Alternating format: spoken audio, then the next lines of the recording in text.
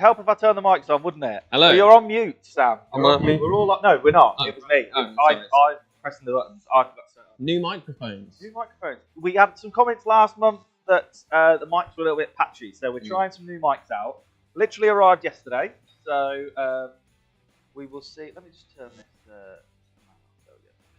Just see how this works. So fingers crossed. How are we all doing? Good evening. Cheers. Cheers. Don't wait for us. Make sure you get wine number 1 poured out. Get it in the glasses. You are looking for the yellow label, white one. Yellow label. Get it in the glass. If you haven't taken your red wines out of the fridge, those are the ones with the green 1, 2, 3s. Go and grab them now. Nothing wrong with putting them near the radiator or somewhere warm. Yeah, get them warm. Busy. I've been on holiday. Sam's he's had a week off, right? Yeah, you know all those little pouches that you're all out there tonight enjoying and pouring out.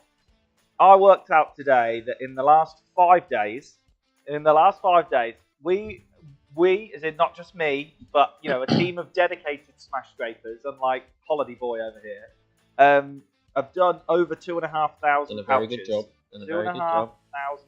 It's been busy. Thank you to everybody who bought a Mother's Day cheese and wine kit. Sold out, super popular. Yep.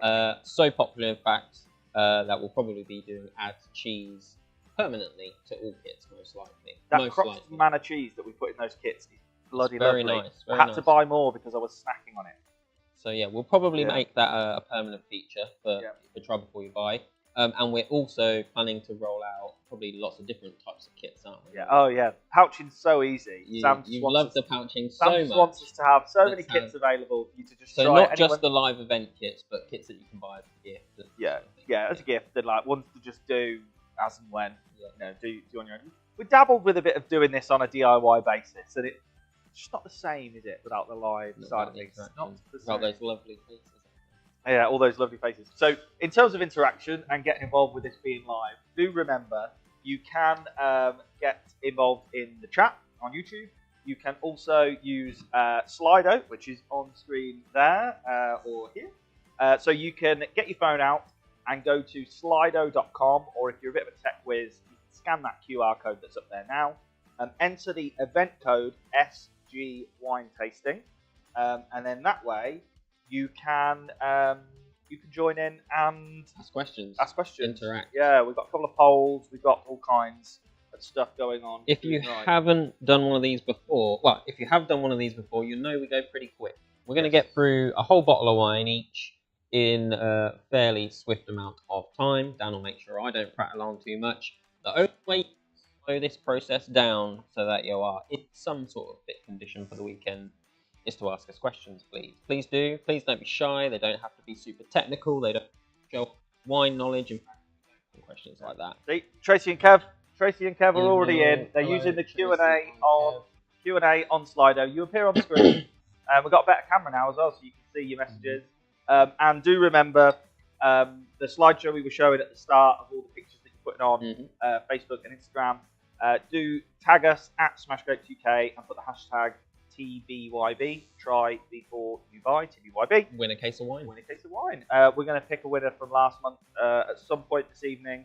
And then, there we go. Right, they're all coming in. Beardy Bob, Ginger Ninja are back. Don't just take a picture of the pouches or your box. We know what they look like. He definitely knows what they look like. Yeah. We want to see your setup, where you are, front of the TV, on the sofa, in the kitchen, whatever snacks you've added, your whole setup, your whole scenario, including your faces. Yes, we've had quite a few nice little coffee tables set up in front of the TV. A lot of nibbles.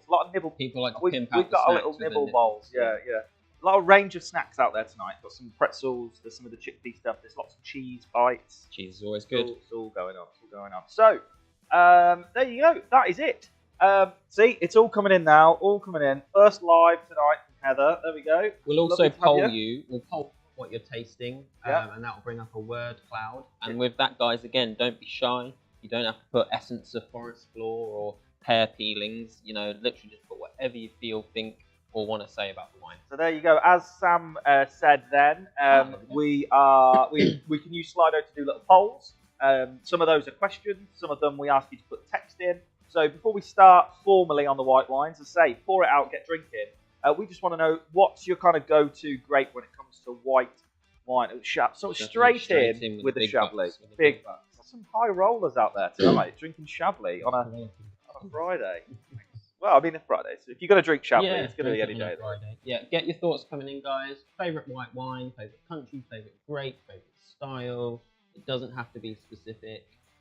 Yeah, so let's see. Sancerre. Sancerre. Chardonnay. Pinot Grigio. Pinot Grigio.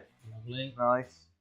So yeah, we'll leave that rolling. Again, if you've just joined in now and you're wondering what the hell's going on, this going on behind us is called Slido. You can get your phone out and go to slido.com and enter the event code SG Wine Tasting. That way you can get involved in our Q&A, polls, etc. So, wine number one, get it in your glass. Let's have a little, swig of this. It's nice, this. It is nice, this. You got me onto one of these probably about 12 months ago. Is that how long ago I told you about this one? Yeah, and do you know why? Because it was on offer in Tesco Express.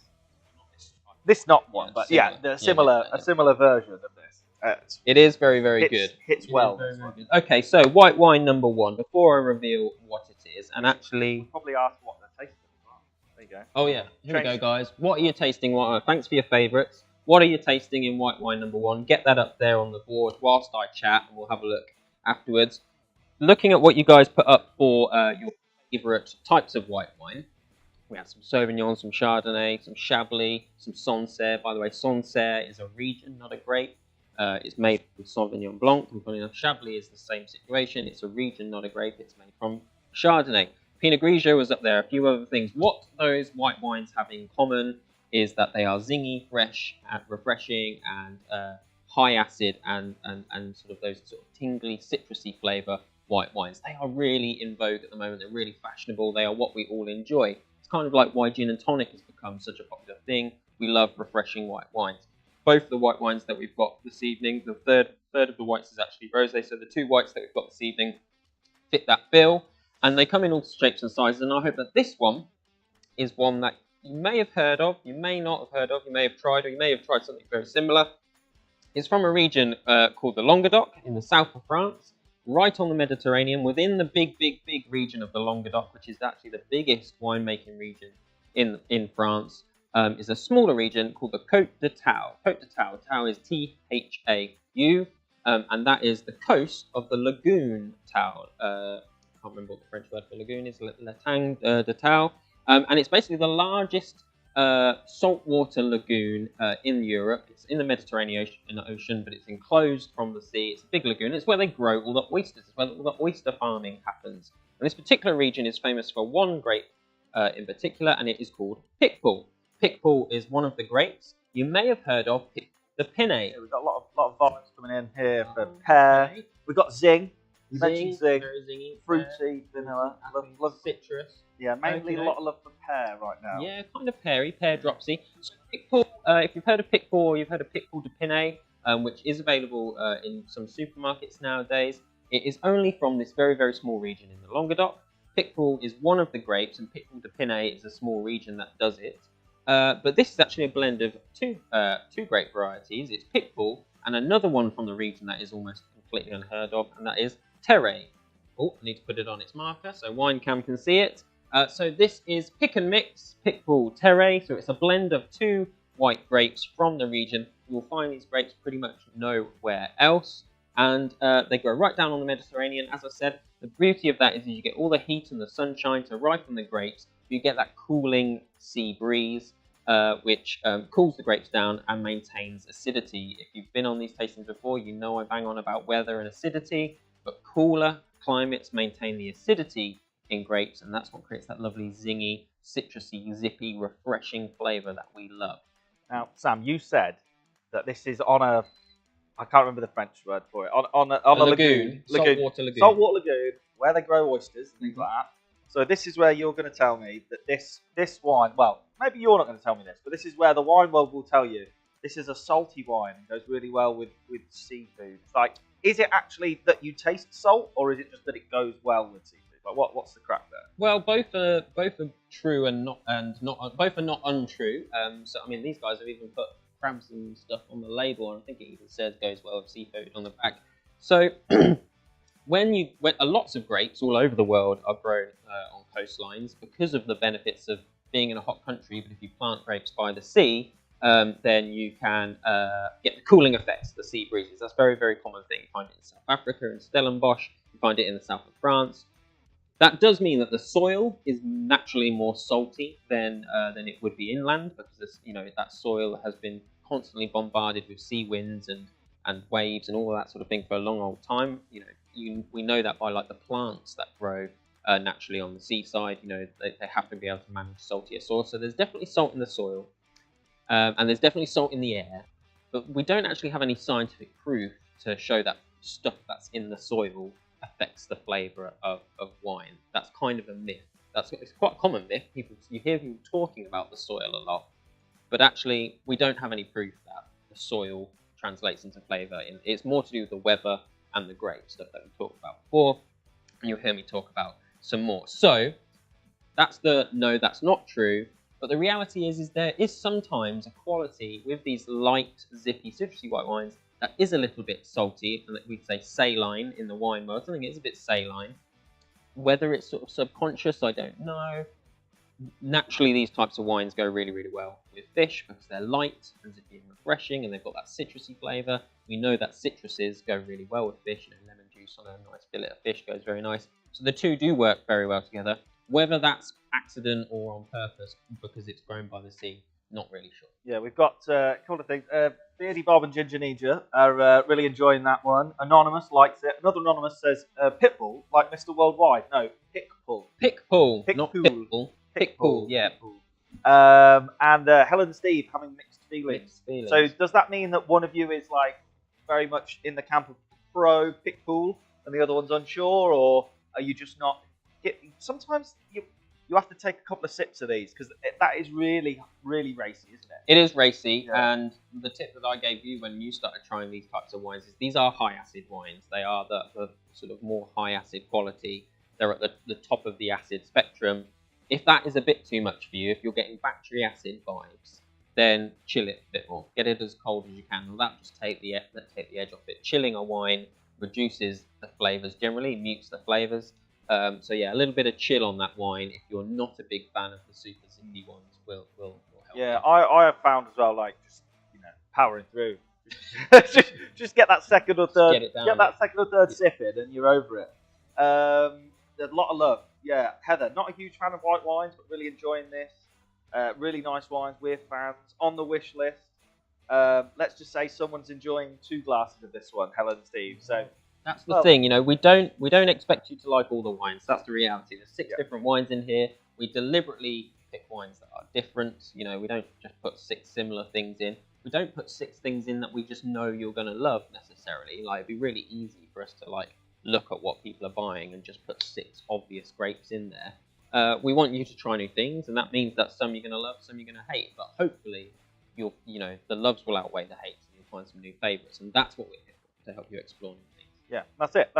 Say if you enjoyed all 6, fantastic. But it is about just trying new things and only risking a glass of it, not a bottle. Absolutely. We call that the fear of wine letdown. We don't want any of that. So this is why Try Before You Buy exists. Try a couple of different wines, and they are on a scale.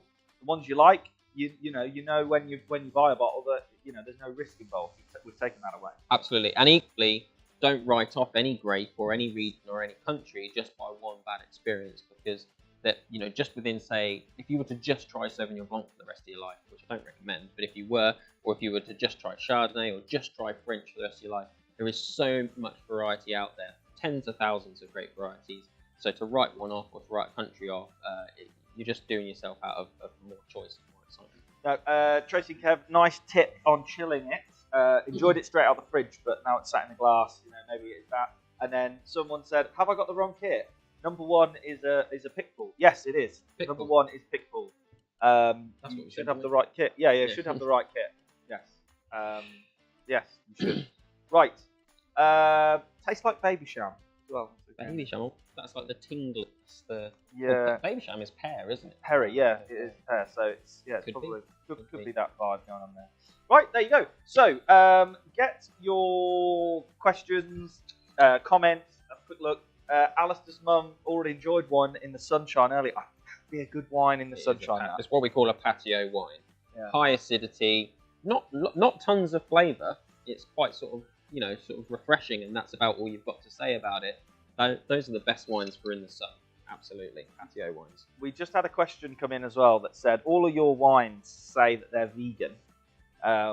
We get this. We pretty much get this every time we talk about wine and vegan and other dietaries. What makes a wine not vegan? Because it's grape juice, right? Yep. So it is, and just like in the beer world, where and vegetarian beer, filtering. Filtering is what we're on about here. So you get grape juice, you add some yeast.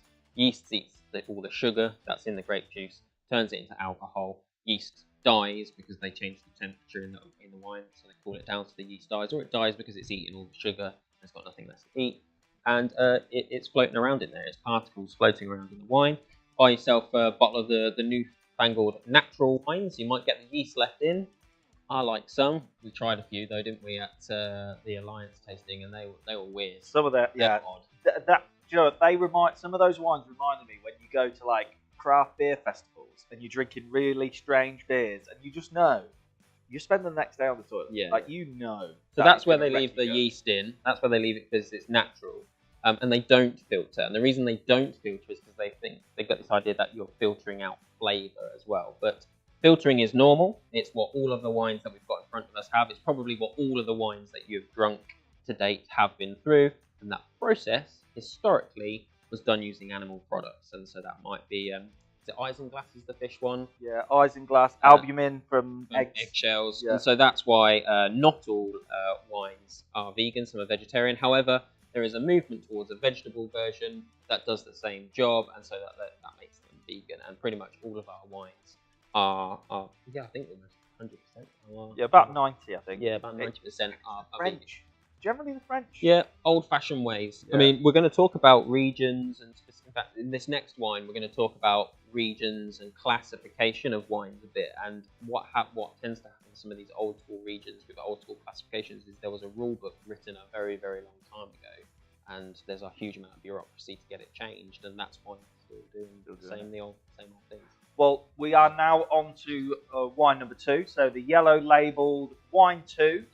Get it poured. You don't need to change your glass. Just make sure that there's none of wine 1 left. So if you're in, if you're in Helen and Kev's house, make sure that someone's drank both those glasses of Pickpool. We're on to wine number 2. Get it poured. Get it drank. We're asking you what you're tasting. We've got orange grass. Sorry, black prosecco. We've got here lighter fluid. That's a new one. Bland. Lighter fluid is not as mad as you think. Some white wines, in particular Riesling, has a sort of petroly, gassy, sort of lighter fluid, like a chemical thing going on. Some people absolutely hate it, and some people, I actually quite like it. In a nice Alsatian Riesling, the Alsace being a region in France, I quite enjoy that flavour. It's odd, but I get the flat prosecco vibe, 100%. For sure, it's got the like the citrusy flavours of a prosecco, but not the bubbles. Yeah, and I see where the lighter fluid came from, but yeah, I mean, I'm not a big fan of the whole petrol vibe. We have drank a few of the Rieslings before, and I know what you're saying, but sometimes people call it like rubber, like the rubber of a tennis ball or something. Yeah, it is. It's like carbony, like. Yeah. I quite like it, but each to their own. Yeah. So white wine number 2, I said we were going to talk about classification. So while you guys are putting up what you're tasting, before I say what it is, I'll talk a little bit about that classification of wines. It's a complicated old thing, and it's kind of different from country to country. But there are some sort of rules we can look to guide us when we're out shopping for wine. So if you see for French wine, AOC, as in the letters AOC, or in Spanish and Italian wine, you see DOC. That means that it's a specific appellation in France or denomination in Italy and Spain that has been awarded that name and that accreditation based on a fairly rigorous testing process to make sure that they're producing wines of a certain quality. So, for example, Rioja in Spain is a region, and it's a DOC, Rioja DOC. You might see that written on the bottle, and they have about like 3,000 tests a year that they do across all the vineyards in the region, like at random, to make sure that they're like abiding by the rules to keep the quality up. So that's AOCs and DOCs.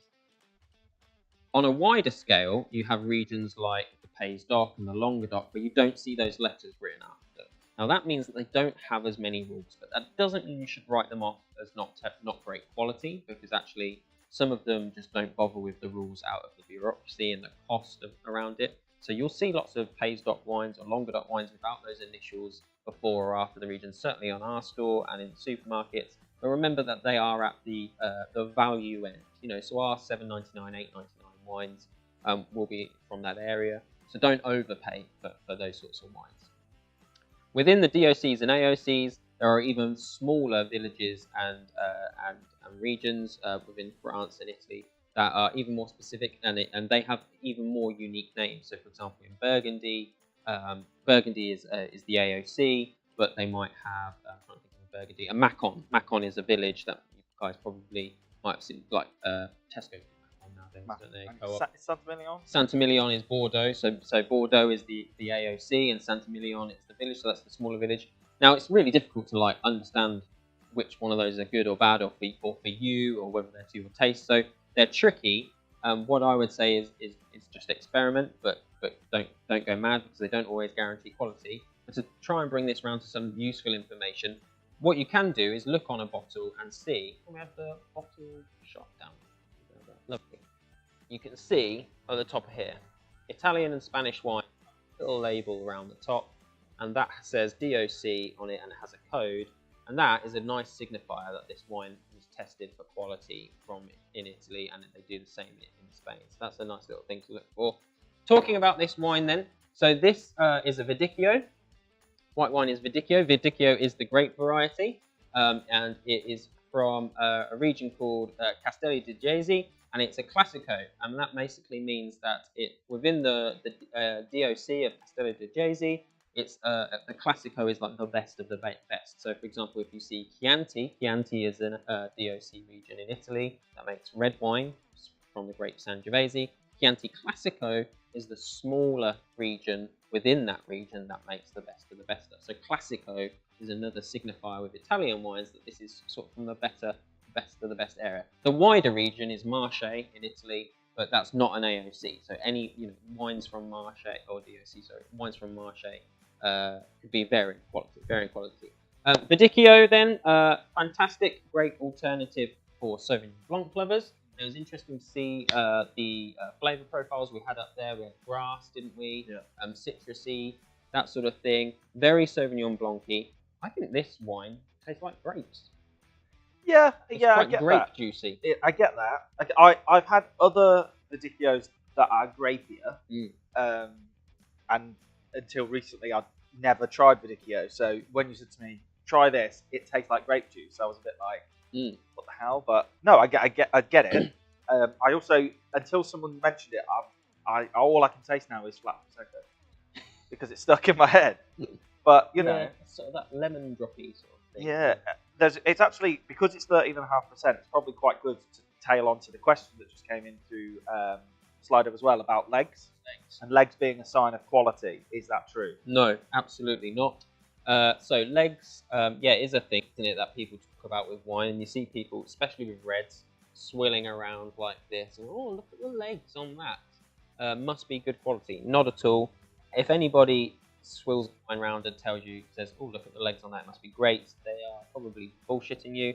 Legs is very, very simple. The wine will cling to the glass more on these sides and create these teardrops of wine, legs, on the glass, based on the amount of sugar that's in the wine.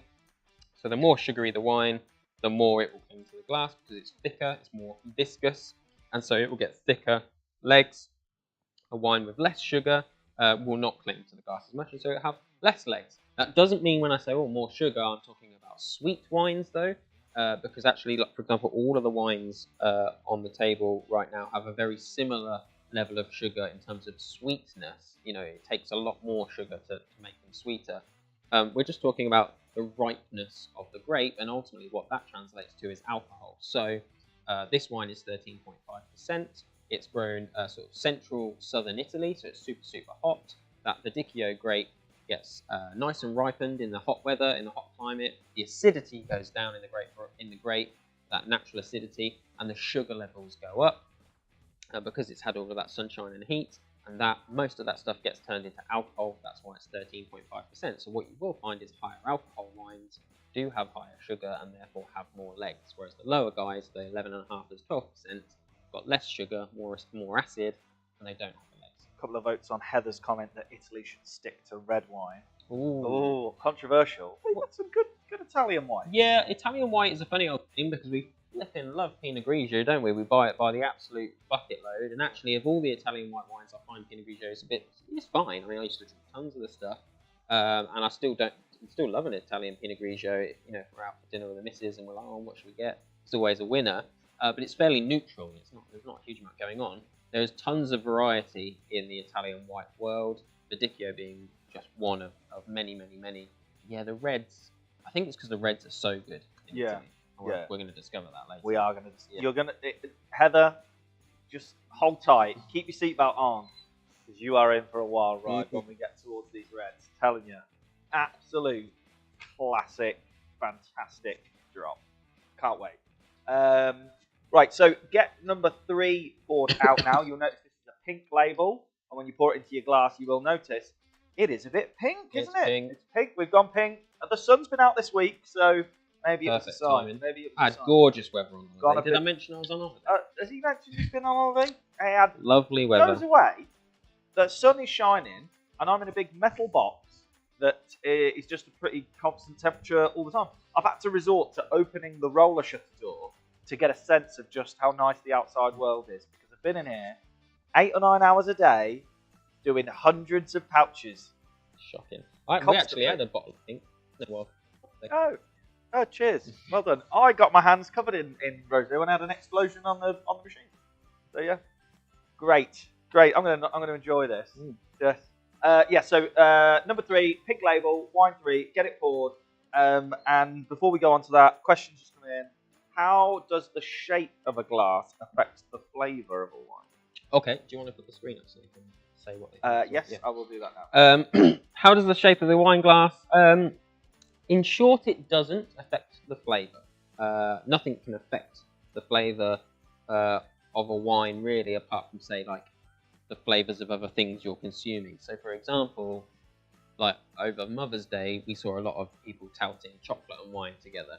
Chocolate and wine are not a good thing to go together, because chocolate is really, really fatty and sugary and sweet, and it will just make all of your wines taste of nothing, really. Taste like water or bitter. So the effect of a flavour of a wine can only be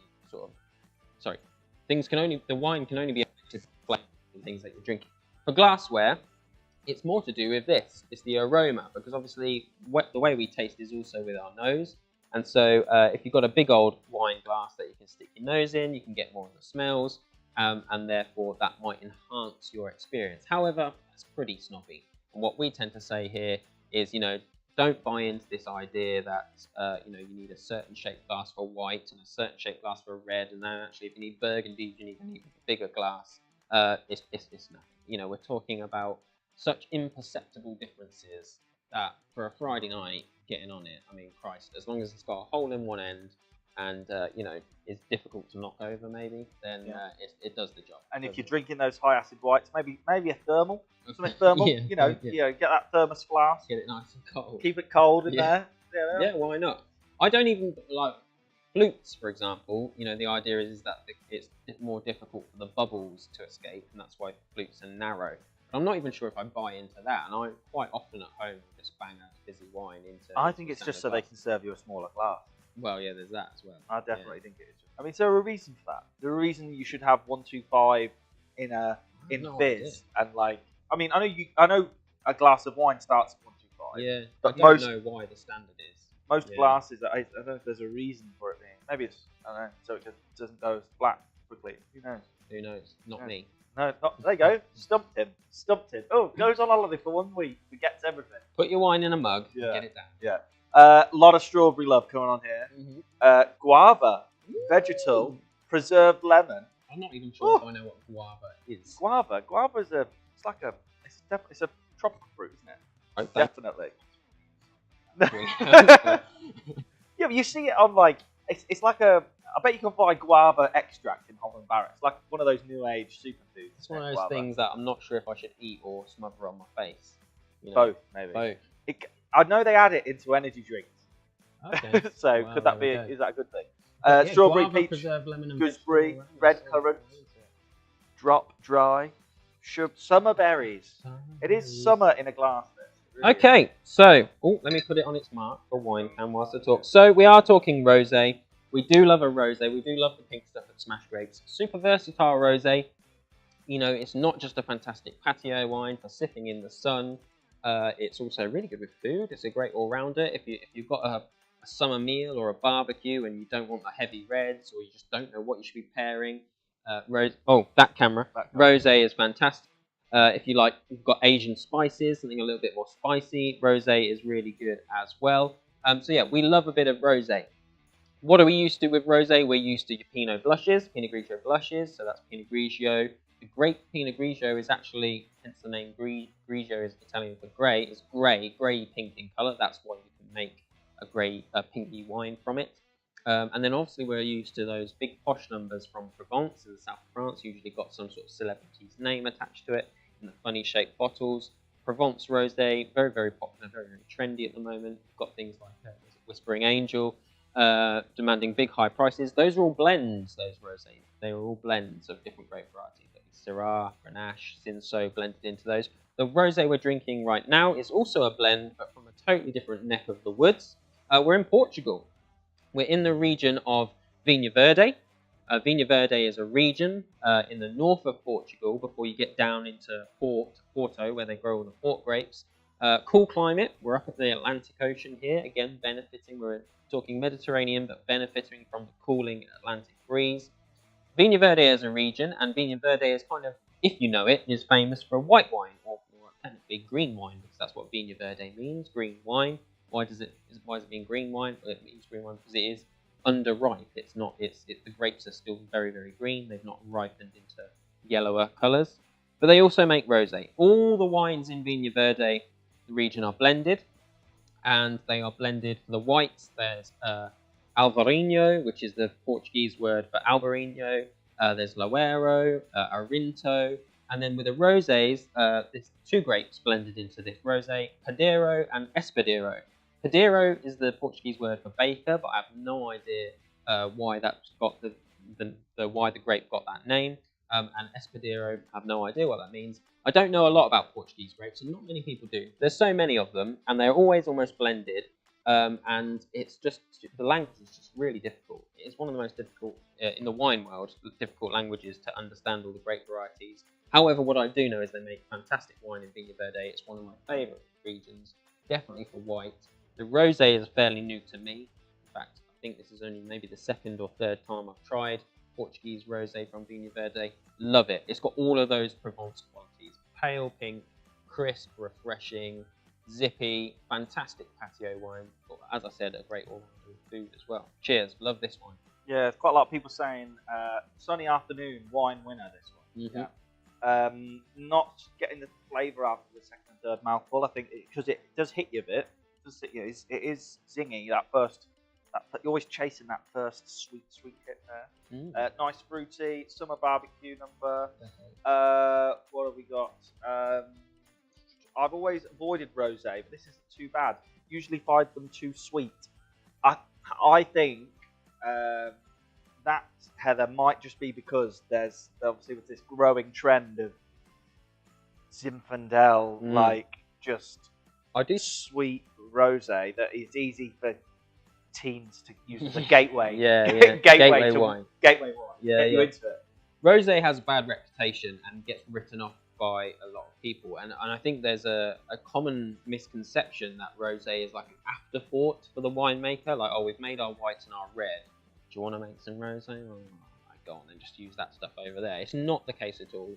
You know, good quality winemakers are as passionate about their great quality rosé as they are the grape varieties. Dan is right. the big mass-produced sugary sweet white Zinfandels, you know, your Echo Falls and that sort of stuff, which is made for that mass-produced market, barefoot, that sort of thing. Tons of added sugars, not particularly good for you, terrible headache the next day. But the sweetness makes people assume, well, that must be what all rosé is like. It's not the case at all. Rosé, generally, this is 12%. It's light, it's crisp, it's dry, it's high acid, it's nice and refreshing. It's a fantastic wine to enjoy for any occasion. And I'll say it again, great all-rounder, great all-rounder. Goes with everything. It is a bit like when we've done the white Vini Verdes before, we have actually struggled to get them in the pouches because they're almost fizzy, and that kind of has a bit of that vibe to it. It's got very slightly just bit fizz there, but it's just because it's so racy. Yeah, it's just that acidity. The acidity, like a lemon sherbet, it's so acidic that it makes you think that there might be a fizzy nature. The struggle with rosé as well, for anyone who's not feeling it, is like where you put it in a tasting. Because as I said, the only thing that can affect the flavour of a wine is the flavour of other things you're consuming. Technically, maybe we should put this at the beginning because it's actually the highest acid of the grapes, of the wines that we've tried this evening. So maybe it should go first because it's the sort of the more zingy, refreshing one, and that acidity will stand out. As we move up into the more fuller wines, like the Verdicchio, 13.5%, a little bit more sugar but a bit more ripeness in there, it might make the acidity of the rosé feel a bit not a lot going on. But it's difficult where you place rosé, so I'm never quite Well, sure. we have a 1 and a 3 sticker standing by at all times, so we just need to. We'll change. Yeah, I might have to change it around. So yeah, let's before we move on to those reds, obviously get rosé number 3 drank and out your glasses. Which let us know. Use either the YouTube chat, use the Slido Q&A. Already got a few people in there straight away saying number 1 favourite. I think we knew it was going to be. That was going to be the pick Paul was going to do. We tried this, didn't we, at the portfolio tasting in London? Yeah. Was that last week or the week before? 2 weeks ago. Yeah. It was a standout of the day. I've tried quite a few Picpoul de Pinay, and this bit is not Picpoul de Pinay, it's Picpoul de Terre, and it was quite different, and I thought it was really good. Yeah. I did like it. 280 wines we did that day. Me being an absolute amateur hour as well, I just thought you just have a little sip. Just have a little sip. And I couldn't understand why all these people are just like spitting wine out. Yeah. You thought I was a fool, didn't you, when I spit thought it was a fool. First load of wines out. 200 wines in, I could understand why you're not drinking that down. Because wow, it's a heavy session. Heavy session. Right, let's have a quick look. A couple of questions. So, Anonymous is back in. So that's the legs debunked. What about the punt? Now they know enough to know it's called a punt. Wow, somebody knows what we're talking about. What are we talking about here? The punt is that little dimple at the bottom of the glass that goes up. That is what the punt is. So is the punt a sign of quality? No. It's a sign that somebody has got money to spend on glass, which is not necessarily an indication that what's inside is great. So the punt, makes the bottle easy to handle when you're pouring. It's just part of the manufacturing process of a bottle, and it's also where if you've got an old-fashioned red wine, not necessarily old-fashioned actually, but a big chunky red wine that has got sediment in it, bits of the grape skin and stuff still knocking about inside that hasn't been filtered out. That's where it can collect quite nicely so that it doesn't all race into your glass when you pour. The depth of a punt, generally, it's more expensive to do deeper punts because of the manufacturing process. So you are going to see expensive wine with big chunky glass, like notably heavier bottle, and a deeper punt. But that by no means says that the wine inside is going to be particularly great. Champagne bottles have very, very deep punts and heavy glass. The heaviness of the glass is just to make to cope with pressure. Yeah, that's structural. In a sparkling wine, it is structural. But in still wines, it's just something that's lingered over, hasn't it? Yes, absolutely. When glass was blown, I think it was actually where they used to put the. But I think like this one here, this Vini Verde has got barely anything, and it's just a hangover from when the glass was actually blown, and it's just a style thing. And so the depth of a punt is just a style thing rather than any indication of quality. We've had a few votes more votes for 1, quite a lot of votes for number 2, and a lot of a lot of love for the rosé in the sun as well. Tracy and Kev, never heard of the punt. If it's collecting sediment, how does that work if the wine should be stored corked down? How does it work? So, do some wines suggest that you store them corked down, or you must sideways, isn't it? So I know we're thinking about we're talking about sparkling wine here. So so wine generally, still wine should be stored. I mean, should be stored. If we're talking about the stuff we sell or you get at the supermarket that you're going to drink in by Friday, it doesn't matter whether it's upside down, on its side, back to front.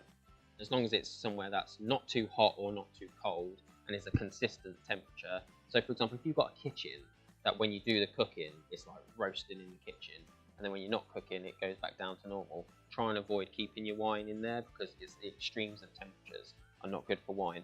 What was we talking about? Storing. So storing for wine, say in the cellar and that sort of stuff, it's on its side is what you want, and that is purely so that a lot of the liquid is touching the cork in the bottle. Because now this brings us on to corks and caps, but a cork only does its function of keeping air out of a bottle of wine if it's touching the liquid, which keeps it hydrated and expanded so that air can't get in. The moment you turn the bottle up, right, the cork is now beginning to dry out and it will shrink and let air in. So that is why on its side. The comment about cork down, I guess people have either been to or seen champagne when it's being aged, and that's completely different.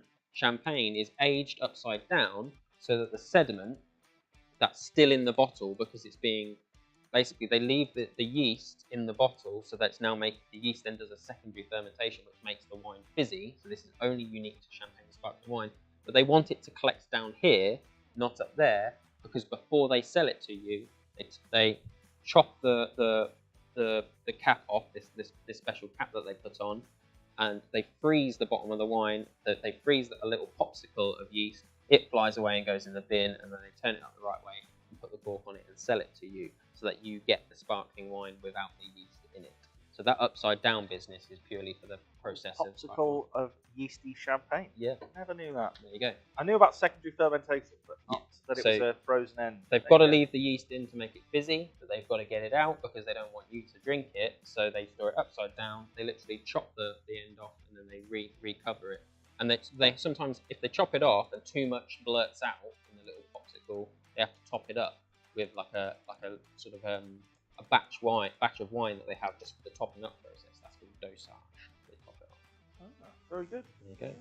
Was that done back in the day with old Dom Perignon and all that? Like the monks? They were freezing. They were freezing the cap of wine. I don't know if they were doing the freezing process. Nowadays, it goes into liquid nitrogen. It goes around in a little rack and like does it like that. How they did it then, I don't know. But dosage was a thing back then. Was a thing.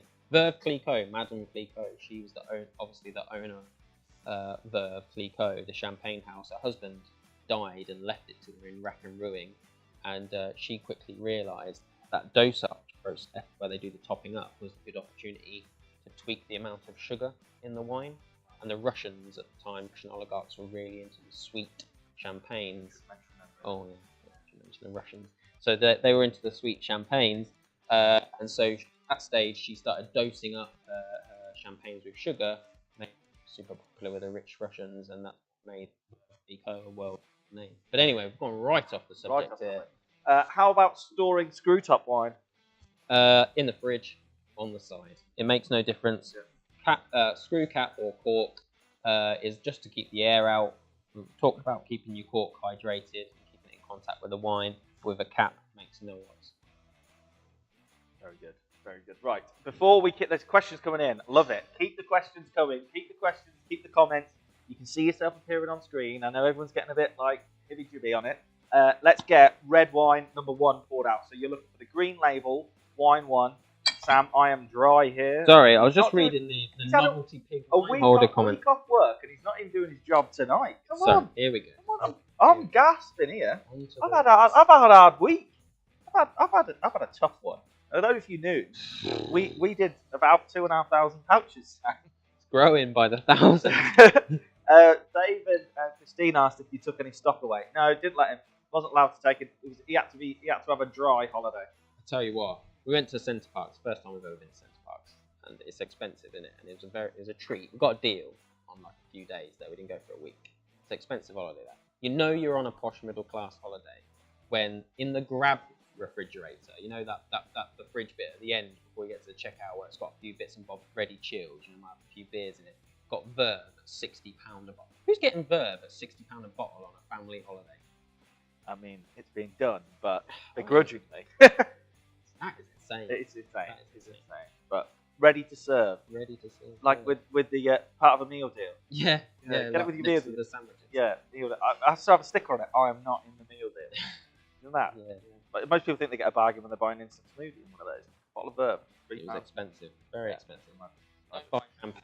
Right, yeah, champagne's a whole other thing. There's a load of other questions coming in. So get number 1 in your glasses, start drinking. I'm going to launch the poll again. But before I do that, and we ask for a couple of questions, I want to know what your favourite red grapes are this time, please. So we asked you at the start which your favourite white ones were. Here's your favourite reds. So get in there. Right. There's a lot of comments about how long open bottles last.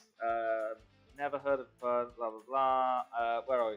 How do you keep fizz in champagne or prosecco for the next day? I mean, first off, it's you know, how are you not drinking a lot? Yeah. Who's still got fizz left the next day? Secondly, we did an article about this about probably 6 to 9 months ago in Wine Matter. It was a long time ago, and everyone goes on about the old teaspoon in the neck. And do you know the thought behind the teaspoon in the neck? The science. Here you go. Here's a little science lesson. Love the science. Love it. Because metal conducts temperature really well, the idea is that by putting a teaspoon in the neck of your bottle, it cools the air in the top of your bottle because metal's a thermal conductor. And being colder traps the gas in the liquid. That is why the spoon in theory works, but in practice I can't believe that if it's in the fridge anyway, the air is that much colder in the bottle. Well, it's a bit, but it's like air exposure when you take the cork off the top out of a bottle and go, it's breathing. That it's funneling down that neck, and then obviously insulation properties. So if you're going to do it with a spoon, my suggestion as a learned man of science would be to use a latte spoon, because you're going to get more into the bottle, more depth in the bottle. You're going to cool more of that air to keep it cold. I mean, have you got a latte spoon? I've got a latte spoon. Of course I am. A latte spoon. You know what you know the long one. Oh, I know what it is. Yeah. But I don't understand when you got it. Because I've got a set of latte glasses one Christmas for my coffee machine that I don't use. No, I use the coffee machine. It's the latte glasses. They're impractical. They're really hard to actually drink. Not a very good glass. That wouldn't drink wine out of a latte glass. But yeah, so the theory is the spoon cools the air, and ultimately the takeaway from that is to keep fizz in it, keep it cold, but get yourself on Amazon and get a couple of vacuum vans. Vacuum vans, or they clip-on things, clip-on stoppers. It just builds the pressure back up and the air won't come out. I mean, ultimately, just drink it, get rid of it, see it away, just get it down, knock it back. For wine, generally, it's a food product, you know, so it will last longer if it's chilled. Even your red wine, if you've got red wine that you haven't managed to finish, get it in the fridge that night, and then get it out when you know, a bit before, like we said with our pouches, when you're ready to drink again. But keeping it cold, even if it's red, white, rosé, or fizz, will generally make it nice. Yeah. So we've asked you what you're into. We've got a couple of things. Oh yeah. Pinot Noir from Burgundy. We've even got an actual winemaker here as well. Alox Corton or Côte de Nuit. And a white Burgundy as well. Janet likes a Macon. Where's Côte de Nuit?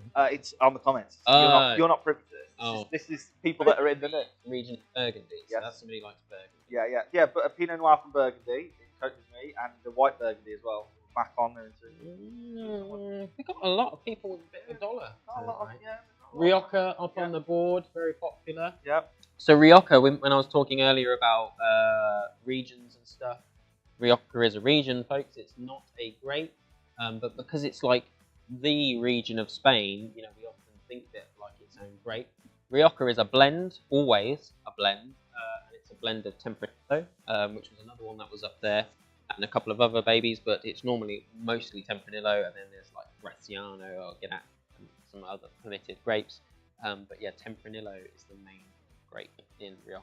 So I've just loaded another poll now that asks you what you're tasting in this particular wine. Just nice to see what kind of things you're saying. Cherry, get a lot of cherry, blackcurrant, smooth, damson. I don't think I've ever... We have got some sophisticated people in tonight. I don't know where we found these Guava, people from. Damson. We got Macon fans. You know, They're in the wrong place. dull, rich, Ribena. Yeah, I get the Ribena vibes, For definitely. sure, Ribena vibes. How many grapes in one bottle of wine?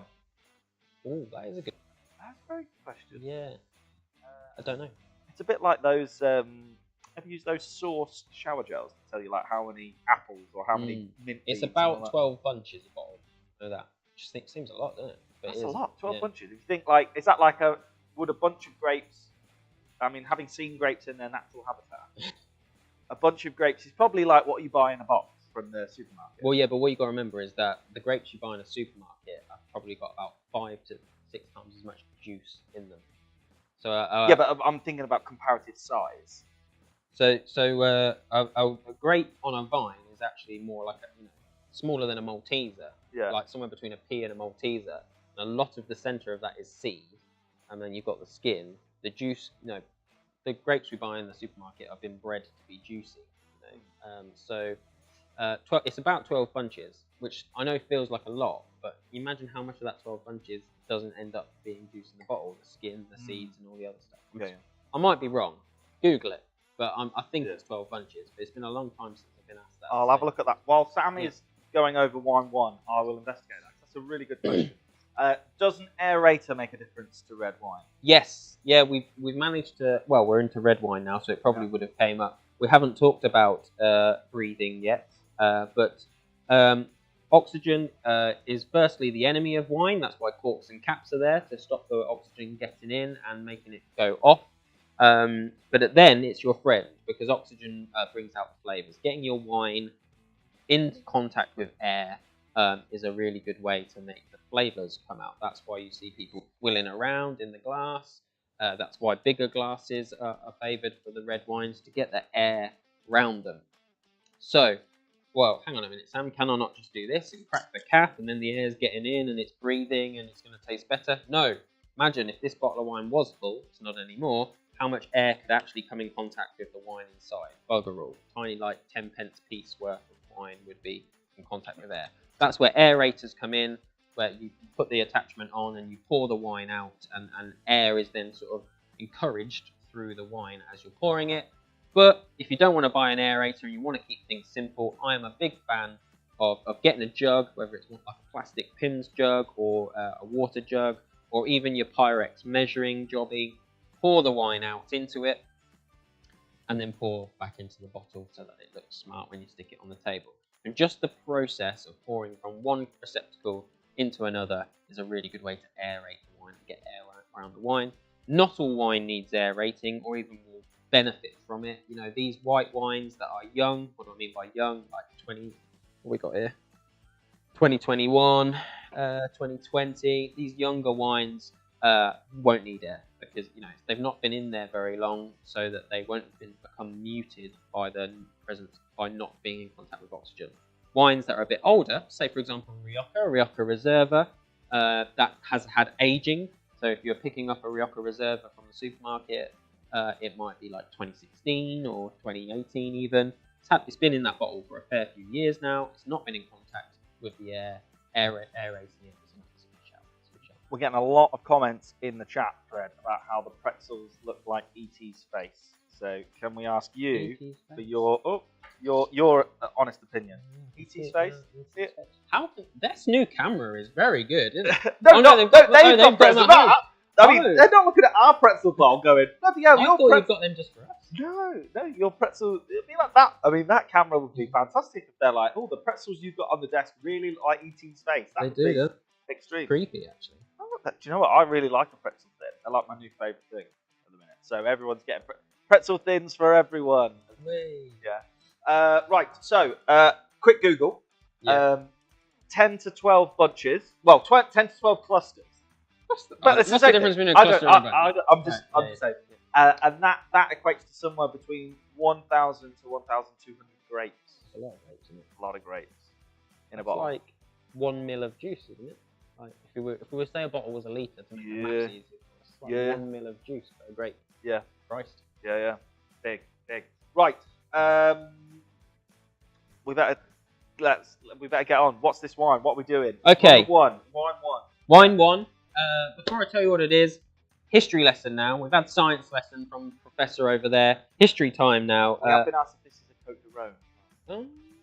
There you go. Okay, there's some real knowledge out there. I like it. Okay, so a bit of a history lesson before we reveal what red wine number 1 is. It's one of my favourite sort of historic wine stories to tell. Bear with me, it's not as boring as it sounds, and bear with me if I've told it before. I do like telling it. How's it going? Oh yeah, so South America, that's where we are for this wine, I can tell you that. The Spanish and the French go over, the conquistadors of the Spanish, the New World, they find South America and they love it. They put their flag in the ground and they take over. And the first thing they do, being French and Spanish, is ship over all of their grapes so that they can start making wine. In the region of Bordeaux, there's a whole mixture of grape varieties that are doing extremely well. Merlot, as we all know, Cabernet Sauvignon. The French very, very quickly realised that that these grape varieties were, as well as doing well in Bordeaux, really went well in the Chilean weather. So they brought them all over, and that's kind of what you tend to find in Chile, is these Bordeaux grape varieties. And they did really, really well, and that's what Chilean wine has become synonymous with. There was another grape variety, is the reveal, called Carmenere in Bordeaux. And Carmenere was kind of like the ugly child. It was difficult to grow. It wasn't particularly sort of flavoursome in Bordeaux. And in Bordeaux in France, they stopped using it generally, or if they did use it sparingly, it never had very much lying around because it didn't grow very well. It sort of became a bit phased out. The 1800s, Phylloxera comes along. Phylloxera, this tiny, tiny little mite, little blighter, that comes over from the Americas when we discover the New World, and travels back to Europe and destroys the wine industry in Europe in the 1800s, which is a big deal for countries like France. The people nearly starved to death because their main crop, grapes, was destroyed by this little bug that loves to feast on the roots of European grapevines. We've solved that problem now by grafting American roots onto European grapes, so any grape variety now actually has American roots. But Phylloxera decimated the wine world, and pretty much anything that wasn't mainstream, that we weren't growing tons of, gets wiped off the face of the earth. Or so we think. Fast forward, and Chilean wine in the 20th century is becoming a real big thing. It's becoming mainstream, it's becoming popular, and we love ourselves a bit of Chilean Merlot. Everybody knows about Chilean Merlot. Super easy drinking, plummy, blackcurrant, rich and fruity, just generally a really fantastic wine. It's going so well in Chile, and it's so tasty. It's even more tasty than the French Bordeaux Merlots that they start calling it the Chilean Super Merlot. They're just like, wow, this Merlot is amazing in Chile. DNA testing comes along in the late 80s, early 90s, and the horticultural world uses DNA testing then to test the family tree, if you like, of the things that it's growing, and we discover a shocker. Most of the Merlot that Chile is growing is not Merlot at all, but it's some Carmenere that way back before the 1800s, before Phylloxera hit, snuck across by accident in the boats to the New World and did brilliantly in its new home in Chile. So Carmenere is the grape. I'll pop it on the mark so wine camp can see. Carmenere. You've probably not heard of it in France because it's barely ever seen. It's got a new home in Chile. It was the Super Merlot, but actually it's now revealed to be Carmenere. Plummy, rich, velvety soft tannins. That means that the skins, the bitterness in the skins is quite muted, and it's soft and it's mellow. It's so juicy. It's got a little bit of a spiciness to it, like a red pepper, not red pepper, a green pepper sort of spiciness to it. Which makes it great with food, great with spicy food. It's just a fantastic grape variety. And if you like a Merlot, but you want something with a bit more punch to it, this is your man. Love me a bit of Chilean Carmenere, and love me telling the story. Yeah.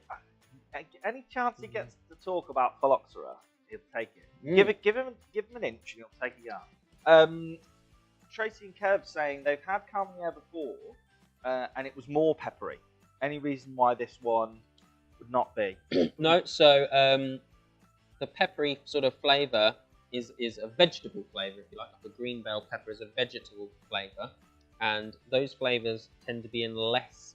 So green flavours like vegetables, or herbs, or grass, like we said about that Sauvignon Blanc, are in less ripe grapes. So grapes that have had less sunshine. So maybe the Carmenere they tried was A, from a particularly cold year in Chile, or a particularly cold area. Now, the brilliance about Chilean wine in general, not just Carmenere, is that Chile is on the equator, and so it's got the heat and the warmth to grow grapes, but it has altitude as well. It's got tons of mountains, and the valleys and the mountains are kind of like this blank canvas for Chile to grow whatever they like. Because what they can do is say, oh, I want to grow a cold climate wine like Sauvignon Blanc or Pinot Noir. I'll grow it higher up the mountain because it's colder up there with the altitude. I want to grow myself a big, rich, full-bodied Cabernet Sauvignon. I'll take it down from the mountain and I'll grow it down in the centre of the valley where it gets all the sunshine. So they can turn the dial. So even within one grape variety like Carmenere, if it was grown at the top of the mountain where it's colder, it might be more vegetal, more green peppery.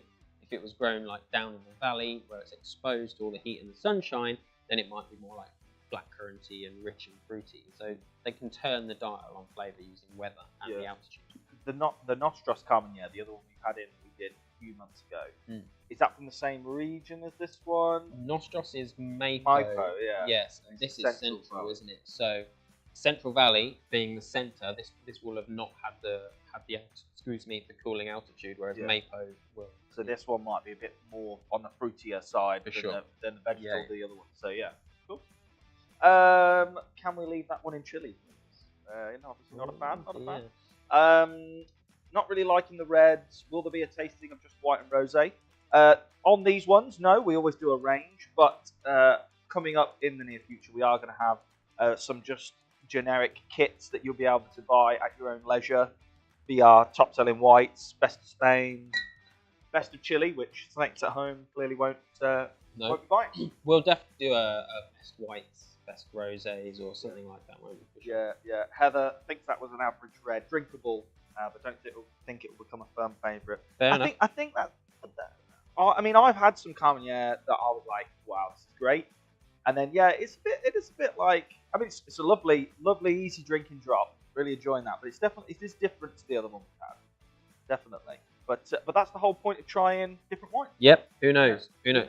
Compared to the next two wines, I think it's probably not getting a fair rap, to be honest. The next two are. Yeah. I mean, I'm excited as we step further into the unknown. I am excited. Right. You seem to know a lot about wine. Are you a sommelier? No. What are you? What am I? What are you? A wino. You're a wino.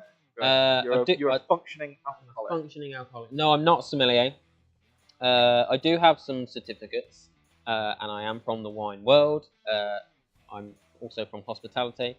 Sommeliers do a slightly different exam process to what I did. Theirs is more about service, as well as wine knowledge, and mine is mostly just about the wine industry and wine knowledge. A little bit different, but lots of crossover, obviously.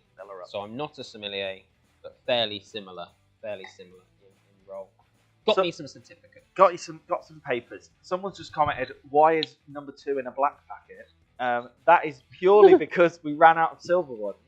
And I don't know if I've mentioned, but we've done a couple of thousand this week. And you need to order the ones that are in stock. So yeah, if your wines are in black pouches, or if you've got a mixture, some of you might even have nice little sort of thin, narrow caps. Some of you might have the bigger, chunky caps. There's a whole range, there's a whole variety of pouches out in the world. Are you telling me you weren't prepared for how busy you were?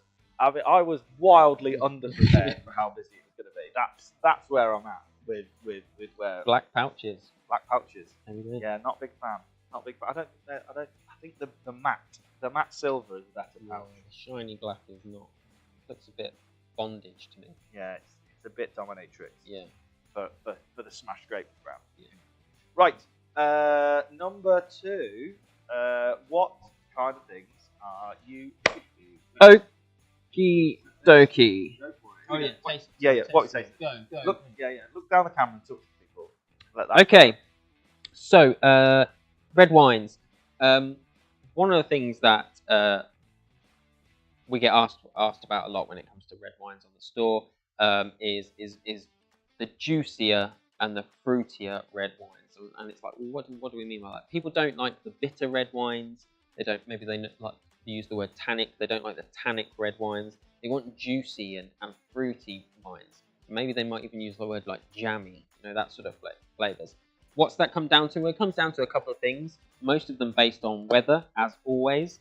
So tannins, the bitterness in a red wine in particular, comes from the skins. So all grape varieties have different thickness of skins, and grapes with thicker skins tend to do better in hotter countries because they can cope with the sun shining down on those skins so that they don't blister and burst. And so the thickness varies from species to species of grape varieties. So, for example, Pinot Noir is one of the lightest red wines you can buy, lightest in colour, generally lightest in alcohol, lightest in flavour. It's a thin-skinned variety. It's got very, very thin skin, so the tannins and the bitterness of the red wine are very, very low. But because it's got thin-skinned, it generally needs colder country to grow in. It can't take too much sun, so it won't get particularly ripe and full of sugars, and therefore the flavours are less so. We've had our first very good. Well, not very good, just off the wall. What thing are you tasting? Someone has said that this wine tastes suggestive. Suggestive. This wine tastes suggestive. Suggestive. This is a sexy wine, I think. I think it is a I sexy think wine. it's a sexy wine. Definitely. So tannin is one thing. That's the bitterness. Then the juiciness is the buildup of sugar in the grape variety. So we've talked about acidity versus sugar. We talked about it in white wines. How the cooler climates means higher acid in the grape. Warmer climates, acidity comes down, sugar goes up. Now with white wines, that's like the difference between a citrusy white wine and then a tropical fruit white wine, the cold versus the hot climate. In red wines, that's like the difference between, say, cranberry and raspberry, tart red fruits, and those darker, richer, juicy fruits. And that's what we're talking about when we're talking about juicy wines. We're talking about tannins that aren't too bitter and too abrasive, and we're talking about the richness of sugars.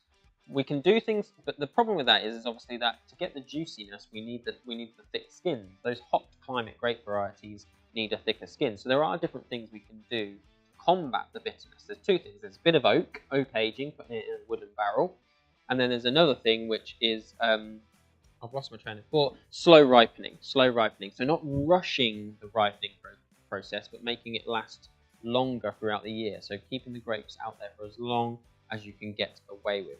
And that is what really great grape growers do.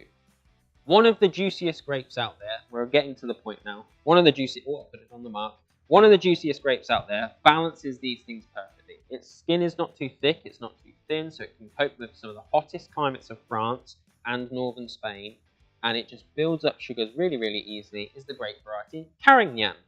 Carignan, as it's spelled, Carignan or Carignan as it's pronounced. There's a Spanish name for it as well, Carignan. And Carignan is the grape variety. This one is from the south of France. Overlay and bottom. Thank you. There we go. You okay? What was you doing? Just checking your Facebook or something? No, I was sorting out the chat. A lot of love for the bit of bondage. Okay. Carignan is the grape variety from the south of France. If you are a big fan of juicy wines, then Carignan is a grape worth looking for. Some of the most prestigious wines of Catalonia, northern Spain, are made from Carignan. And in the Languedoc, which is where we are again in the south of France, Carignan is super, super popular. The Languedoc-Roussillon region in the south of France, the mountains before you get into Spain, is really, really rugged, lots of cliffs and mountains and stuff. And it takes certain grape varieties to cope with that sort of rugged landscape. Carignan is one of them. You probably can't see it on... bottle shot again, please, Dan. They probably won't see it. Probably won't see it, but underneath Carignan there, it says Vieil Vin. There, Vieil Vin, which means old vines. So, nice opportunity to talk about old vines, because actually you see old vines written on the bottles all the time, in English as well as in French or maybe in Spanish. Old vine. What's old vine all about? Well, it's another good way to to combat this situation where you want rich, full, and fruity flavors of wine, but you don't want the bitter tannins. Old vines. When a vine is young, as in it's only been planted in the ground in the last sort of 5 to 10 years, it produces lots and lots and lots and lots of grapes really easily, but those grapes are lacking in flavour. The flavour, if you like, is spread thinly across the grapes.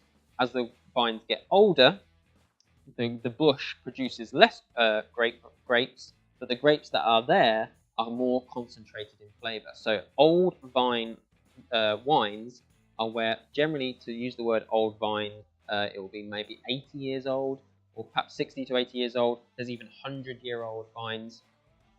This is where the amount of grapes it produces is going to be very, very small. It's low yielding. The concentration of flavour is extremely high. So that is, to an extent, a signifier of quality. We've got some serious wine people out there this evening. We've go. got a couple of words flying in here that I don't even know how to say. Cavalier. Is that Cavalier? Not dissimilar to Cavalier. Yeah. Great wine. A beauty type of Corbière. Yeah. So what are people saying there? So Corbière is a region. I think somebody's confusing a grape with a region. Corbière is a region very close to Languedoc, which generally is Syrah. Shiraz is the grape variety in it. Yeah, similar to Shiraz for sure. Shiraz is another grape variety that does extremely well in the heat and gets lots and lots of fruity flavours. It does have quite thick skins, Shiraz, so they can be chunky and a bit bitter. So it's maybe not quite as juicy as Carignan, but in a similar region. But Corbière is a region, like Rioja is a region, that makes Shiraz, and Rioja is a region that makes Tempranillo. I don't actually know anything about Cavalier, to be honest with you, but it might be in the same region. I don't think it's a grape variety. Again, I think it's a region. Some people out there know their stuff. Some knowledgeable bots on the stream tonight. Right. Yes. Number 2. I've just had a little top up. Ooh. I'm really enjoying it. Juicy. What would you have this? What would you eat with this? Because one thing with Carignan is I get a real kind of licoricey vibe. It is very licoricey. What would you put with that? So the licoricey is a good one actually. Licorice tends to come out when we're talking about these grapes being left in the sun for a long time. That is like if we were doing a blind tasting for an exam or something, if there's a licoriciness to it, I'd be like, oh, this is a grape that's been left somewhere in the heat for quite a long time. That's a good indicator of that. What would you pair it with? You want something that has got a richness that's equal to it. And so the first thing that comes to mind is like if you were having something with like a blackcurrant sauce or a fruit sauce, maybe duck with a fruit sauce. What else do you put with a fruit? I can only think of duck really, like a plummy sauce or something like that. Yeah, because I don't think applesauce before. No, that's not the vibe you're going. No, down. I mean fruit sauce. Yeah, I mean like a dark. You rinse that like a cooked. Yeah, cooked sauce. Like red currant. Yeah, or any red meat where you've got a very, very fruity gravy. I don't know if you've ever had like red currant jelly or anything to your gravies at home when you're making a roast dinner. Something where the gravy is not only dark and rich and strong, but has also got a fruity nature. So you're sort of pairing like with that.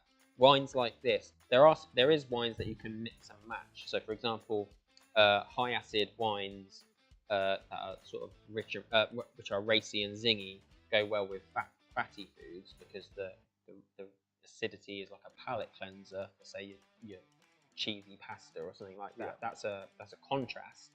But wines like this that are just big and bold and rich and juicy, there's no point trying to contrast. It will just blow everything away. So you've got to match together. So you've got to think about like what would the sauce that this wine would go with look like or something like that. I would have cheese with this. Is getting a few votes. Yeah, absolutely. So cheese and port obviously is like the thing, isn't it? And that's because cheese is salty, high in acid and fat, and actually it needs a sweetness and a richness to go with it. That's why we put chutney with cheese, because of the sweetness and the richness. Once you move into wines like this and the next one, you're in that same region as port. It's becoming a bit porty in nature. Venison casserole.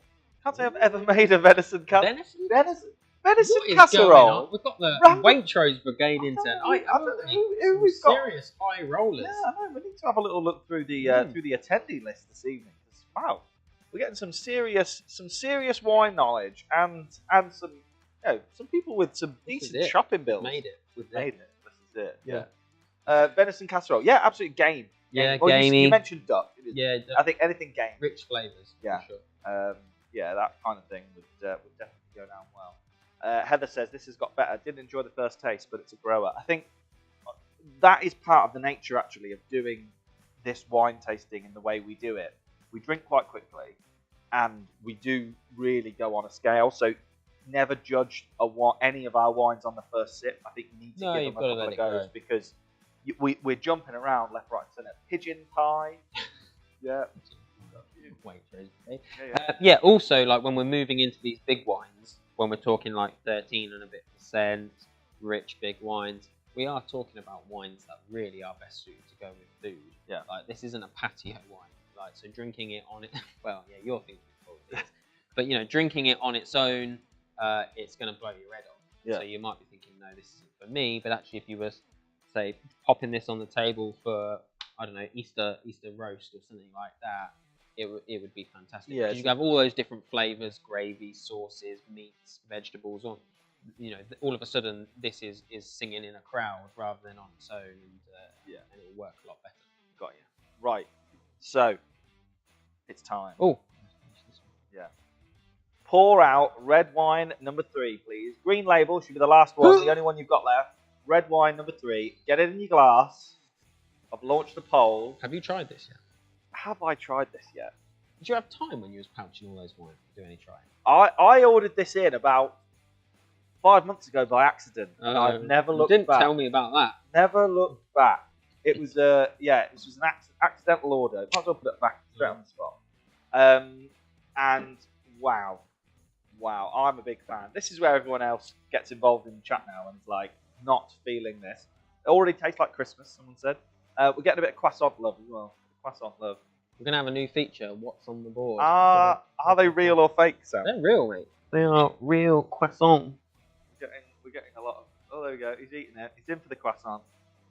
Bit dry, to be honest. Yeah, been air dried croissant. They're real. They're real. Right, a lot of love for the smell of number 3 as well. Absolute stunner.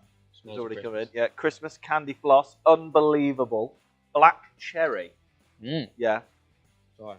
Yeah, you eating that really dry croissant. So I'm going to talk you through wine number 3. I have no certificates, and I'm just going to tell you, wowzers, what a wine this is. This is up there. Someone's saying about how have you put that back after you've taken a bite. Don't worry, no one else is going near those croissants. It's fine. They are purely for show.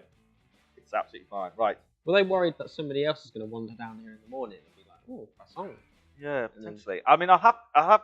If you could only see what was behind the cabinets, you'd realise that no one's coming down here in the morning and going, "Oh, yeah, I'll take that. I'll have one of those." Right. A couple of questions before we start, or are we going That's straight a punchy red. This is good, smoky and smooth. Smoky and smooth. No other questions. Tell you what. The comment about the novelty pig wine holder. Oh, yeah. It was probably one of those. You know where the pig's in like a waistcoat and a bow tie, and it's like holding the bottle of wine. Have you never seen those? Like a pig. It's like a wine bottle holder. I'll find one on Google. Show you. It stored the bottle upside down, and they said they had some red in it. Yeah. And when they took the cork out, there was sediment. Sediment in red wine. What's the crack there? We've had a few. Yeah. We have had a few where there's bits in it. Well, yeah. So Mr. Porky was wrong to hold the red wine upside down because then all the sediment's going to come out first into your glass. So he was wrong to do so. Okay. But sediment in red wine is a thing, and don't worry about it. Basically, it will taste a bit bitter. Because it's like the solids of grape, and that's where the bitterness is, in the seeds and the skin. But it's not going to do you any harm.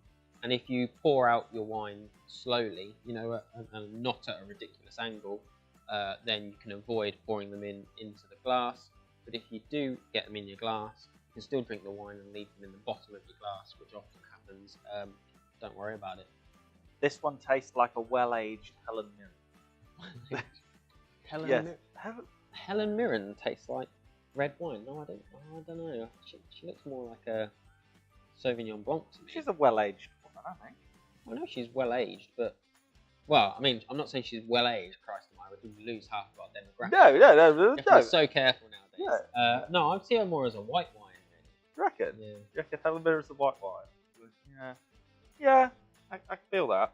I feel very nervous about that. I feel very nervous about this. We could get cancelled at any moment. Right. So the comments are making it. Yeah. What's behind the cameras? So funny watching my brother drink red wine. Yum. Love it. This one's dangerous. Really like this wine. Dessert. 5 stars. Delicious. So yeah. Berry crumble. Unbelievable. Silky. Sweetness, but like capitals BEA. Beautiful. Yeah, I mean, we knew this was going to get a lot of love. This is a great one. A great one. So come on, let's. Okay. What's going on? So we talked about juicy wines. We also get asked a lot about jammy wines. The reason we get asked about that is obviously because there are a couple of big brands out there that are using the word jammy, jam shared, that sort of thing, and it's like they taste great. What is that all about? Well, a red wine becomes jammy when we're going to talk about weather again. When we take that heat to the extreme. Now, because of the heat and the increase in sugar, not only do we move from like red tart fruits to dark black fruits, plummy fruits or purple fruits, those fruit flavors become cooked in nature. They become like jam, they become like a plum crumble or rich blackcurrant jam. There's an extra sort of concentrated nature to the wine, which we sort of summarize as jammy, and let's face it, we all really enjoy those jammy reds. Also at this level, those thick skins of the tannins on those grapes that are needed to cope with the heat have sort of been melted away by the sun. They've been out there so long now that even they have succumbed to the heat and they've broken away, and so you end up with wines that are like velvet. The bitterness and the edge from the tannin is gone, and they're silky and smooth and all that sort of things. There's another trick in the book, and this is why I chose this wine, because knowing this trick and the words associated with it are going to change your life, that the Italians do, and it's called ripasso, passamento, or appassimento. So I said 3 words there: ripasso with an R, ripasso, passamento with a P, or appassimento with an A. They all mean the same thing, and they're all talking about one particular technique, and that is the drying of grapes. So what the Italians do is, if they don't get enough heat from the sun, or even if they do, but they want to take these wines to a next level of jam, they leave the grapes on the vine, they get the bunch, they twist the stalk and snap the stalk, but it's still just hanging, so they don't break it free, it's hanging by the stalk. That means that the grapes are there, alive, and hanging in the sunshine. They are no longer getting a supply of water, and then they're left to dry. That's what ripasso, passamento, or appassimento means. They're left to dry in the sun. 15 days, 2 weeks, 15 days is the standard amount of time.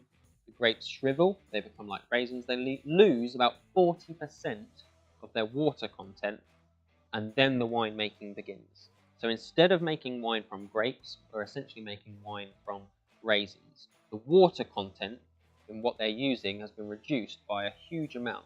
It means that they can make less wine, that the wine is less watered down, the flavour is less watered down, so they make less wine. So this is a more premium product, but that doesn't mean crazy money. They can make less wine, but wow, the flavours are concentrated. They are strong and rich and flavoursome. They do it all over Italy. The most famous of all is Amarone. So if you've heard of Amarone, you might have seen it in the supermarket at £20, £30 a bottle, seen it in restaurants for 60 quid a bottle. That is the most famous wine in Italy for taking on this method of appassimento. But actually they do it all over the country, and even on the island of Sicily, which is where we are for this wine. So Sicily, Baglio Ghibellina is one of our favourite winemakers in Sicily. They make tons of fantastic Sicilian wine. This wine is a blend of Nero d'Avola and Frappato, 2 Sicilian grapes we absolutely love and we talk about a lot. We've got Nero d'Avola on the store, we've got Frappato on the store on their own. Fantastic Sicilian red grapes.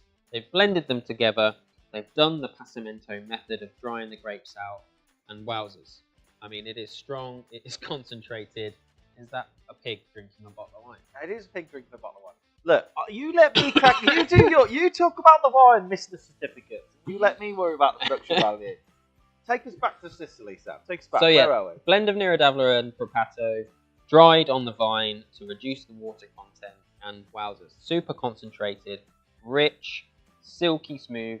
The bitter, Nirodavla has a lot of tannin generally. It has a bitter nature, but it's all gone away. And what you have is this really rich and full-bodied wine, pure. If you're gonna drink jammy wines, please don't drink the big brands. They're packed full of artificial sugars. This is the way to make jammy wine in proper fashion, and Christ is good. It is very good. We're getting a lot of love for this. Do the grapes not get mold on them if you just leave them hanging? Can you make wine from moldy grapes? You can make wine. In fact, they do it. Oh, They do it on purpose. The mold is called botrytis. It's actually a particular type of mold. So generally, mold is a bad thing. Mold actually mostly comes. the pig has appeared on screen as well, by the way. Sorry. All right, nice. Sorry. Mold mostly comes from grapes that have had too much wet weather. So rain is what brings on mold. So it's not really an issue in hot countries. It's more the more temperate climates where rain, mold, and mildew become a problem, and that's when you have to use pesticides and stuff. But in the hotter Mediterranean countries, they don't have that problem. Botrytis is a particular type of mold which takes the water content out of grapes and concentrates the sugars. That's like what it does naturally as part of its process. And that's how a lot of sweet wines are made. So dessert wines, you might actually see the word botrytis written on the bottle, and that means that they've used the botrytis mold like on purpose to concentrate the sugars in the wine. But that's not what's going on. No, and I think in a lot of these climates as well, where there's wind, mold, Mr. Science, mold likes damp, warm, areas. That is what when you've got mold, it generally means you've got damp. So snapping them and leaving them on the vine somewhere like Sicily, which is super exposed, dry, windy, and windy, you're not going to get mold. No. You're not going to suffer with that. So it's also why Sicilian wine is almost always organic, naturally. Yeah. They don't need to worry about pesticides because pesticides are generally used for mold, and they just don't have that. Yeah. So there was a lot of love for Mr. Pig and the storage of the upside down bottle. So you caught a little bit of it before. But I have Mr. Pig now available on screen. There he is. He's in the middle of us here. Drinking a lovely bottle of Tribuna. Oh, fantastic. Enjoying his smashed grape sample. So yeah, that's a novelty wine holder. So yes, it will, of course, get... Tribuna, there's no... I've never had any sediment. I don't. Bobal, our Altoland and Bobal. Is there a bit of sediment? There's sediment in that. I mean, he's having a lovely time, isn't he? A whale of a time. Really enjoying himself there, Mr. Pig. So yeah, thanks for sending that in. Thank you. Remember, send your pictures on Facebook, send them on Instagram. Make sure you tag us, do all of this. What have we got? Like Montresor Urban Park, one of our faves. Absolutely. Montresor Urban Park, one of the other wines we have on store, is an Appassimento as well. Exact same method. From the same grapes that we used in Amarone. Do you ever taste wines produced in Britain? Yes. Taste them all the time. Yeah. Rarely enjoy them. Yeah, rarely enjoy them. It's a tough one. British wine, thanks to good old-fashioned global warming, growing wine in this country is becoming easier. Basically, the south of England is turning into the north of France, which means we can start to grow wine, but we're still pretty cold. We're about as cold as wine can cope with, and so if you look at the north of France, the wines that do really, really well in the coldest parts of northern France are Champagne, sparkling wines. Yeah. So English sparkling wine, fantastic, really, really tasty, very, very enjoyable, but it's expensive because land is expensive in England, far more expensive than it is in similar places in Europe. So it's a premium product. Do you get value for money? I'm not sure. There's some that I really like, but they are expensive. Still wines, we're not getting enough heat and sunshine yet. I'd be careful personally. Yeah, land and labour. Land and labour. Expensive. Very expensive. Cake in a glass. I think it's a good. Yeah, good shout. Is anyone else as drunk as Heather after glass number 6? We have rattled through it. It's just got the clock just struck 9. Christ. We have gone, especially the amount of questions and Q&A we've had. It's been a rapid Rapid. Well, I think time flies when you're having fun. Absolutely. 9 o'clock, actually. They should be getting their email now with the wines. So yes, your emails should be in your inbox very shortly with the wines in order tonight. You've got your cards as well to remind you in the morning if you are 6 glasses in, like Heather. I'm feeling a little worse for wear. What about the codes? Discount codes, voucher codes. It should be printed on the voucher, isn't it? No, we didn't do that for the live ones. That's just for the DIYs. Right. So cool. Just tell me that now. Yeah. So your £10 vouchers will be in your inbox in the next 30 minutes. That'll be fine. Don't worry about that. Take very long. We'll be fine. Sort that out. How many vouchers did you? I did enough. Right. I did enough vouchers. Yeah, no, we just did the codes for the. We kept that live on the email. But hey ho. So there you go. your £10 voucher codes are going to get emailed out. Yeah. Possibly not tonight, maybe by tomorrow.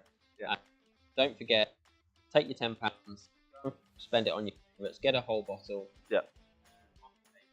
And We've got plenty of stock in. I know there's going to be. I saw some comments before. It's a race to the finish for bottle number Red 3, but I don't worry about it. We've got plenty of stock in. Not a problem. Yeah, this one. A lot of love here saying I like the jammy flavour, but none of the branded jammy ones. I think it's because this is naturally sweet jammy wine, not piled full of sugar like your ones with the kangaroos on the label, or your convicts with one of the crimes that has got them sent to the underworld and all of that. And the big thing about those ones as well is a lot of people just chemicals and all that sort of stuff in wine. A lot of people ask us whether or not it's giving them a bad head. And it's the same thing all over. The thing that gives you a bad head after is the artificial chemicals, not the natural stuff like tannins or sulfates. It's the artificial. And a wine like this is made tasty through natural means only, so it doesn't require artificial sugars, sweeteners, or acids to make it taste great. But your big branded stuff, they don't care about all of that because it's labor intensive, it's time intensive, and ultimately they can't make a global brand that way because it takes hard work and expertise. So what they do is they grow the wine as quickly and abundantly as possible, and then they try and recreate those flavors afterwards. That's when your artificial acids come in. That's where the bad heads come from. So this is the way to drink that type of wine. The wines have just landed in inboxes. I've just received the email. Lovely. And yes, you might have to wait a couple of hours for your £10 voucher, but it'll follow. But at the bottom of that email is a way for you to get a £20 voucher. Oh yes. So in the email itself, you don't need to do anything special now. In the email, at the bottom, it tells you to tell a friend and get 20 quid off. So right at the bottom, there's a link, and that link in the email is your personal link. So because you've bought a product, you have a specific link. You can hold that, copy it, send it to a friend. When they go on and purchase whatever they want to purchase, they get £20 off. You then receive a £20 voucher as well. So even better than a £10 voucher that will be in your inbox shortly. It's coming. It's coming. Get yourself a £20. Get 20 quid. Tell a friend, get 20 quid. Not only do you benefit, they benefit, but we benefit because we are spreading the Smash Days word. Spreading the good word. Yes. Someone also just said vouchers just arrived. Sure, we didn't send the emails. Maybe we did. I don't know. 100% not done. Right, fine. Well, look, they will be there soon. Don't worry. Right, that's it. Thank you very much. Remember to come along. We've got plenty of stock, so you don't need to stress. Come along, grab a couple of bottles of your favourites. Have a little look around the site as well. See if there's anything else. If you've liked one or two of the particular wines tonight, you can use the chat function on the website and ask us if we've got anything similar. And we will always recommend some other ones as well. Always happy to offer. Equally, you're just in the supermarket and you're like, I'm thinking about XYZ. What do you reckon? Just give us a shout. We just want to get people drinking good, new and interesting wines. Yeah, That's what we're all here about. to help. You don't have to spend your money with us. It would be better for feeding our hungry children. Absolutely. But we are happy to give advice wherever you are, whether that be in a restaurant or in the supermarket. We want people to try new things. We want people to get out of their wine ruts and being stuck in that wine rut, drinking the same old stuff all the time. I used to be there as well, and it's so much better when you're able to just go in and try new and exciting things. Sometimes you don't love them. Sometimes they absolutely blow your mind, and that's what we're here to do. Absolutely. Wine number 3. More of that, please, Sam. No problemo. Right. Well, thanks a lot. We will see you next month on Try Before You Buy. So if you think you've got a friend who enjoys a bit of wine, maybe they're like, oh, wine tasting, that's not for me. You can tell this is a couple of lads drinking a bottle of wine, a couple of jokers drinking a bottle of wine in 90 minutes while getting hounded about croissants and talking about how Helen Mirren's a fine aged wine. We'll get cancelled. No, we won't. We'll be fine. Thanks very much, guys. You can give them a link. Give them £20 off. You'll get yourself a voucher. We really look forward to seeing you on another Try Before You Buy in the future. Other than that, thank you very much for joining. You can head online, grab yourself a couple of your favourites from smashgrapes.co.uk. But until then, see you next month.